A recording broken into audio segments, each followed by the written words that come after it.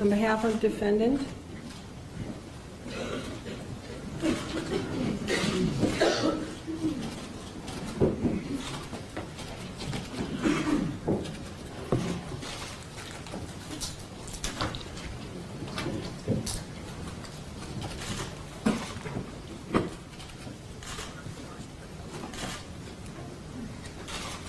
Your Honor, I prepared some remarks today. My client prepared some remarks that he's going to be reading to the court. But I want to start off on some remarks that I have not prepared.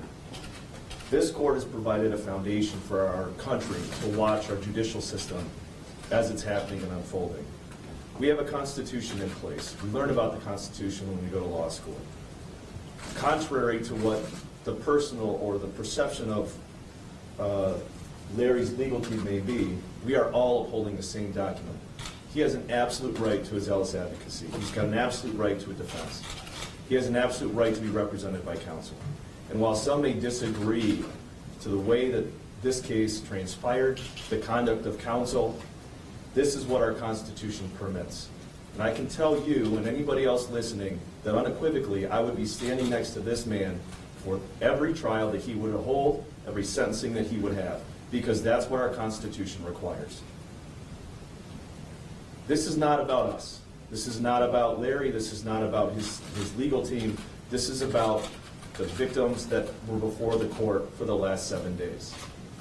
But I will tell you, the anger and hatred that they expounded on the court is something that Larry saw, we all saw, and we all heard.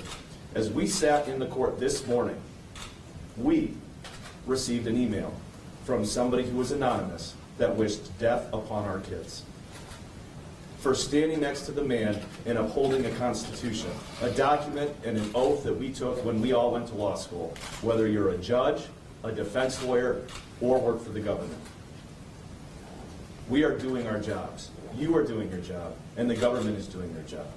I would stand by the counsel that we have representing Dr. Nassar, and I would represent Larry again. Now, people ask us all the time if Larry's sorry for what he has done, and others ask what Larry is like, while some comment on how he's changed. I'll tell you that Larry is sorry for what he's done, but we realize that these words are completely inconsequential to those that are listening and fall woefully short of an adequate apology to fully address what has transpired. As adults, we understand there are consequences for our actions. Larry's actions have led to an unquantifiable amount of pain. As adults, we should be the only ones who feel pain for our own actions. Sadly, one of the many tragedies in this case is the pain that was articulated these past 7 days is not residing with Larry, but instead, and more significantly, it is felt by the 100+ women who have addressed him in court. He is sorry for the hurt that he has caused, and he is sorry to each and every one of the individuals who have come before your honor. But an apology is not going to be enough.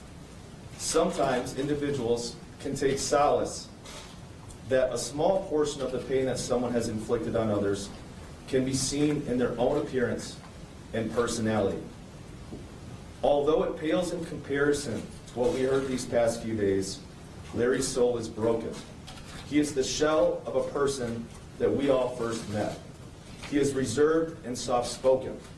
His tears are more frequent, and our conversations are more somber.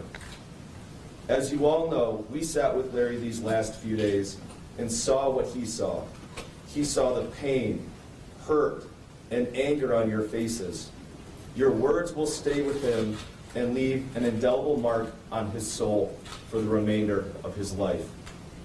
He realizes that what he is feeling is nothing compared to the pain and hurt all of his victims are feeling and were discussed in this courtroom today. I can assure you that your words have pierced his soul and softened his voice. That will never change.